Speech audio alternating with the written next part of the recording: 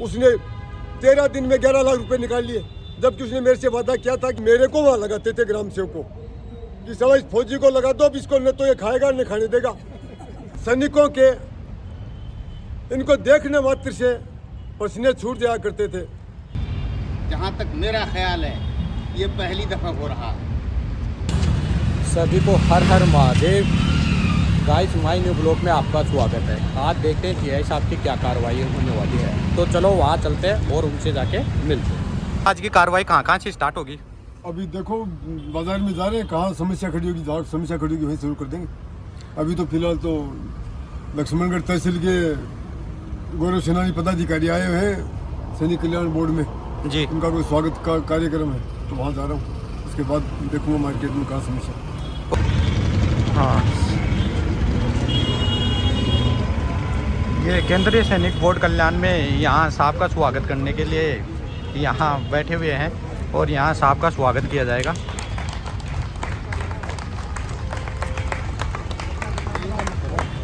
भारत माता की जय, भारत माता की जय। सैनिक एकता जिंदाबाद, सैनिक एकता जिंदाबाद, सैनिक एकता जिंदाबाद।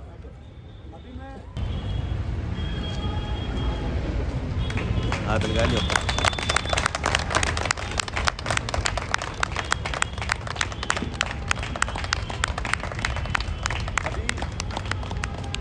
सूबेदार जमालुद्दीन साहब, सूबेदार दान सिंह साहब, सुभाष सिंह माथुर और हवलदार एसपी ढाका, ये आपको साहब का माला करा के स्वागत करोगे।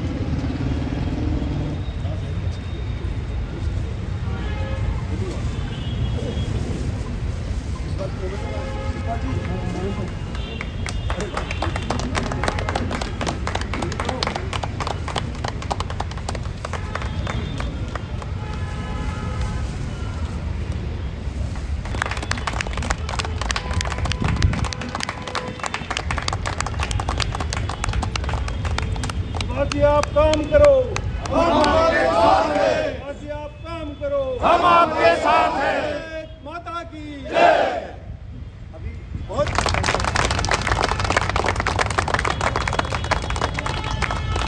अभी मैं सभी से मंचस्थ अतिथियों से और सभी से निवेदन करूंगा कि अपने मंच पे अपना विराजमान हो, और जमालुद्दीन साहब से निवेदन करूंगा कि वो एक कविता के द्वारा अपन सब लोगों का और आपका सम्मान करोगे। जमालुद्दीन साहब आप आगे बढ़िए।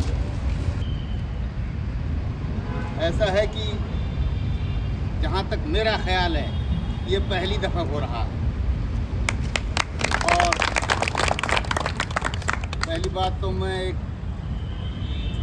थोड़ा उम्र दराज इनसे होने के नाते नसीहत देना चाहूँगा कि होता आया है कि बोले कि साहब गरीबी हटाओ, बोले पहले ज़रा एक कप चाय पिलाओ। बोले बहुत महंगा सौदा देता है, कैसा सेठ है? बोले मैं ठीक करूँगा, पहले एक सिगरेट है। इन कामों से हट करके जैसा ये काम कर रहे हैं वाकई बहुत सराहनीय है, इतना सराहनीय है कि ज़रूरत से ज़्यादा सराहनीय है। और जहाँ तक मैं महसूस कर रहा हूँ ऐसा है कि जो सम्मान हज़ारों रुपए लाखों रुपए पा करके भी ये नहीं पा सकते, वो सम्मान जो है ये महसूस अपने आप को इतना गौरवान्वित महसूस कर रहे होंगे कि मेरा कैसा सम्मान किया जा रहा है। एक आर्मी पर्सन होने के नाते मैं इनसे दरख्वास्त करूँगा कि अपनी जो एक कर्तव्य निष्ठा है, कर्तव्य प्राणता है, इसके लिए सही से काम करें।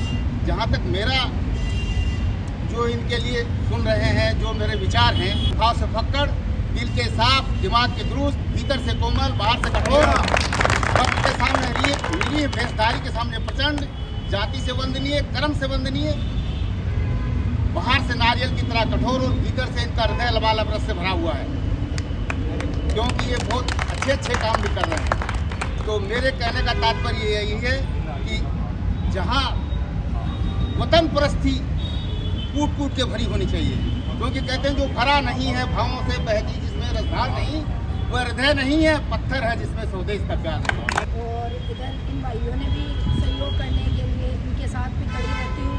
तो सबसे पहले तो मैं सुभाष जी सर का तहे दिल से आभार व्यक्त करती हूँ। इसके बाद में मेरे सभी सेवानिवृत्त सैनिक भाइयों का तहे दिल से आभार व्यक्त करती हूँ।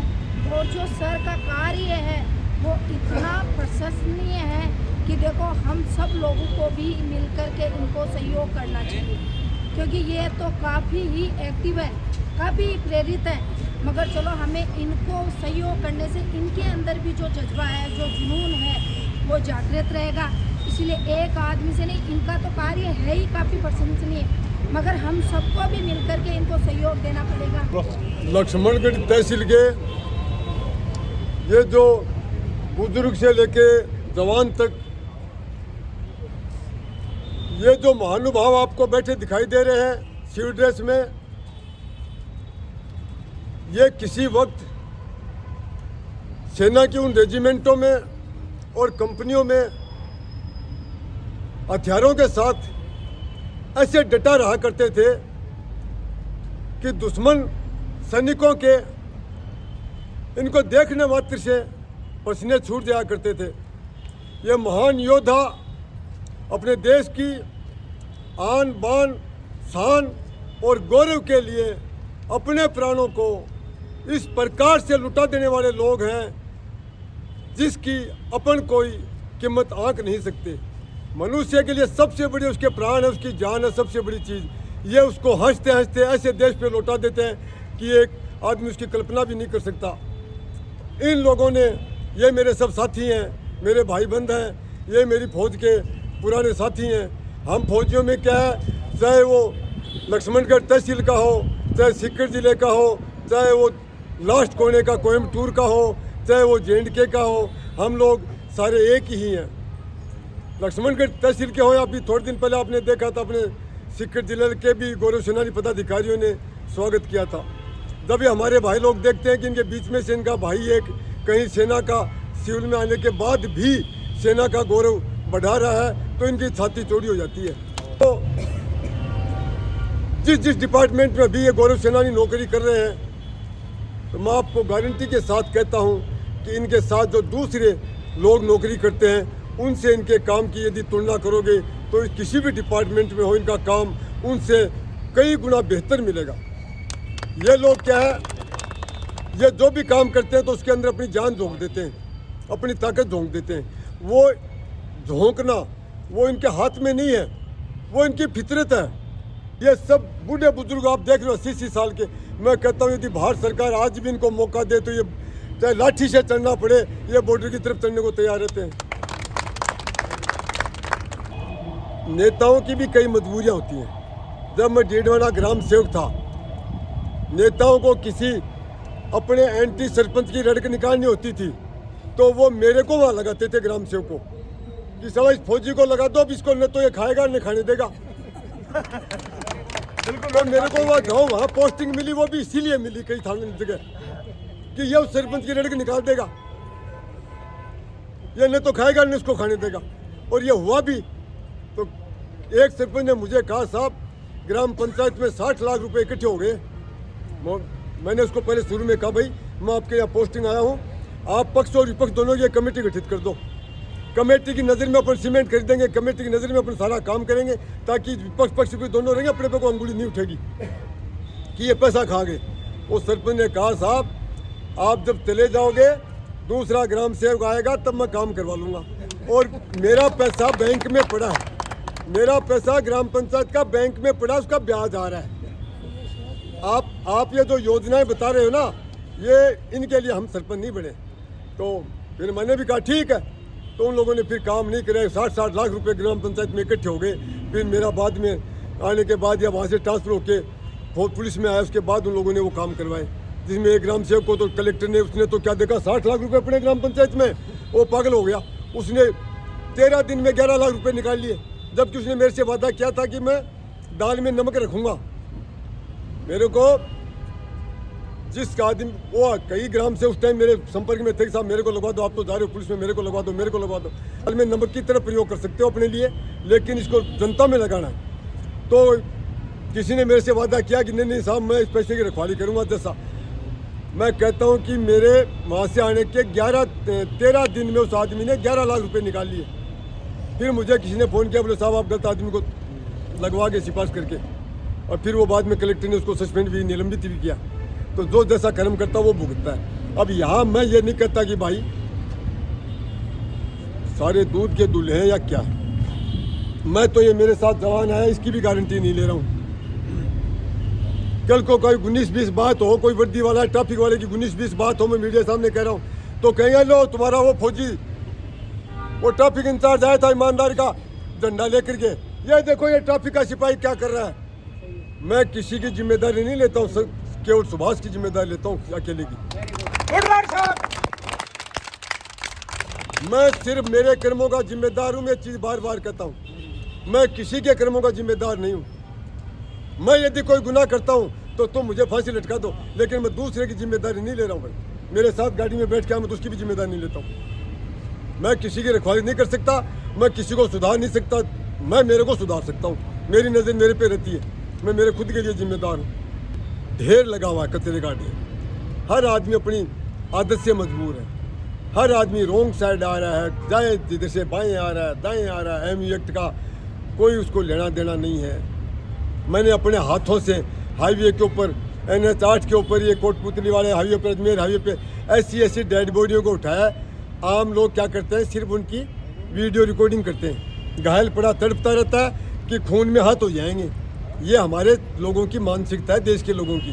वो उस डेड बॉडी को हम चिल्लाते रहते रहे, इसको उठाओ उठाओ, वो नहीं उठाते। फिर हमारे ये गधा सिपाही होता है, जवान होता है, तो वही अपने हाथ खून में भरता है, क्योंकि वहाँ तो चिथड़े रहते हैं। वही उठाता है, वो लेके जाता है। पुलिस वाले सब एक जैसे नहीं है। उस जो वो घायल को वो पुलिस वाले वर्दी वाले तो उठा लेते हैं, लेकिन सिविलियन वो सिर्फ रिकॉर्डिंग करते हैं, उसको उठाते नहीं। वो बेचारा, एक बार छोटा सा वाक़या बताता हूँ मैं पावटा का। रात को मेरी ड्यूटी थी पावटा के पास। रात को 4 बजे एक ब्राह्मण फैमिली थी, द्वारिका गांव है कोटपुतल के पास। वो दिल्ली से आ रहे थे, रोड के ऊपर एक ट्रेलर खड़ा करके ढाबे में सो गया। अब उसको नींद का धोखा लगा और उनकी कार जाके ट्रेलर के पीछे टकरा गई।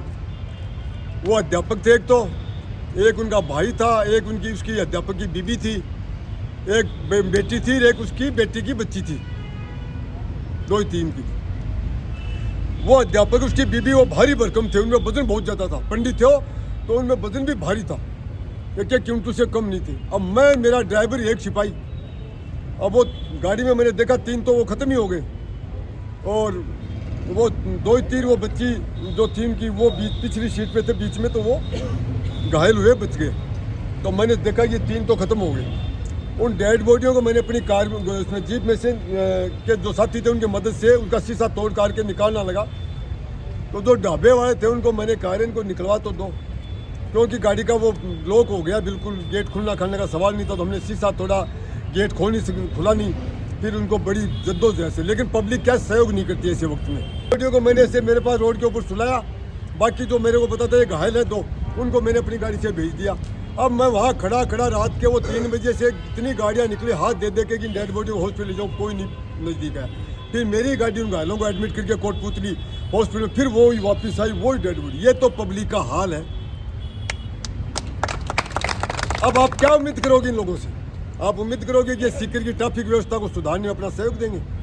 अच्छे लोग हैं, लेकिन वो पता नहीं क्यों निजी हित में, निजी स्वार्थ में, या पता नहीं वो क्यों आगे नहीं आ जाते हैं। उल्टा हमारे गड्ढे खोदने को जरूरत है। जिन लोगों ने ये जो गदर मचा रखा था, मेरे मुझ से क्या गुस्सा था, तो ये निकल जाती है। निकालना नहीं चाहता, लेकिन वो ऑटोमेटिक निकल जाती है, क्योंकि उनके कारनामे ऐसे ही।